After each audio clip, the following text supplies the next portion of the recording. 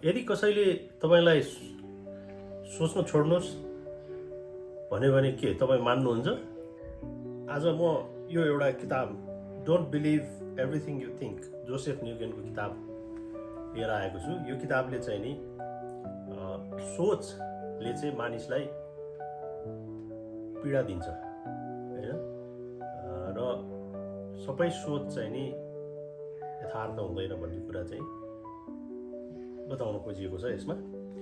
र प्रत्येक च्याप्टरमा चाहिँ एउटा राम्रो कोटेसनहरूबाट यो किताब सुरु गरिएको छ, र एउटा मलाई महत्त्वपूर्ण अथवा एकदम चित्त बुझ्दो कोटेसन चाहिँ मैले यहाँ पढेर सुनाउँछु।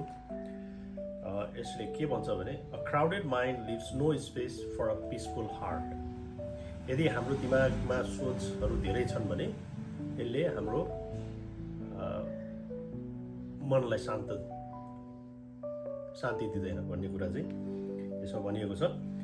र सारांशमा भन्दाखेरि यो किताब चाहिँ नि कता कता म आफै पनि भावातीत ध्यानको एउटा प्र्याक्टिसनर भएको हिसाबले भावातीत ध्यानसँग मिल्दोजुल्दो पनि मैले माने, किनभने यो किताबमा चाहिँ भनिएको छ तपाईँले थट्स र थिङ्किङको बिचमा भिन्नता छुट्याउन जरुरी छ, सोच र विचार हैन। र भावातीत ध्यानमा पनि तपाईँको विचार चाहिँ नि तपाईँले आउन दिन सक्नुहुन्छ, तर त्यो विचारलाई चाहिँ नि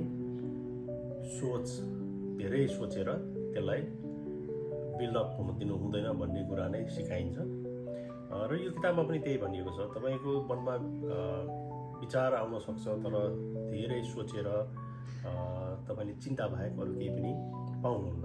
र तपाईँले जति सोच्नुहुन्छ त्यो सोचाइले चाहिँ तपाईँलाई यथार्थबाट अझ टाढा पुर्याउँछ। र तपाईँको सोचाइ, तपाईँले सोच्नुभएको कुरा र यथार्थ मिल्ने सम्भावना धेरै कम हुन्छ। बरु अझै के हुन्छ भने तपाईँले सोच्दै जाँदाखेरि नकारात्मक विचारहरू बढी आउँछ र त्यसले तपाईँलाई दुःख र पीडा मात्र दिन्छ।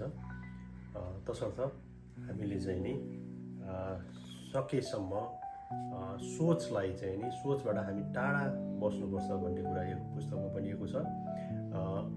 यो पठन योग्य पुस्तक छ, र यदि तपाईँ चाहिँ नि पढ्नभन्दा सुन्न रुचाउनुहुन्छ भने जोसेफ न्युगेनको युट्युब च्यानलहरू पनि धेरै छ भनेर यो किताबमा लेखिएको छ। यद्यपि त्यो अङ्ग्रेजी भाषामा हुन्छ, नेपालीमा हुँदैन।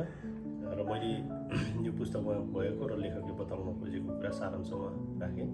सुनिदिनु भयो, धन्यवाद।